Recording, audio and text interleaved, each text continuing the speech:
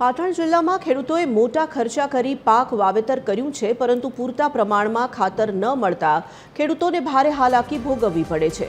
પાટણ તાલુકા સહકારી ખરીદ વેચાણ સંઘ ખાતે યુરિયા ખાતર લેવા માટે ખેડૂતોની લાંબી કતારો જોવા મળી રહી છે। એક ખેડૂતને માત્ર 5 થેલી યુરિયા ખાતરની આપવામાં આવતા ખેડૂતોમાં ભારે રોષ જોવા મળી રહ્યો છે।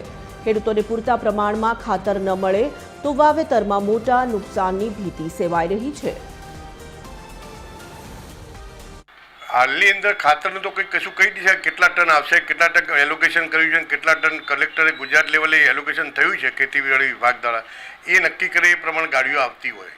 અને ખેડૂતોનો પ્રશ્ન એવો છે ને એના કરતાં તાલુકા સંઘનો પ્રશ્ન એટલો બધા વધારે છે કે જે પીઓસો મશીન મૂકેલું છે એ પીઓસો મશીન જ્યારે નેટ ના હોય ત્યારે કેટલીક વાર કલાક 2 કલાક બંધ થઈ જાય, ત્યારે ખેડૂતોની બસોની લાઈન હોય ત્યારે એનો અંગૂઠો લઈ ના શકાય, એટલે ખાતરની ખેડૂતોની બબાલ થવાનો પ્રશ્ન ઘણો ઉપસ્થિત થાય।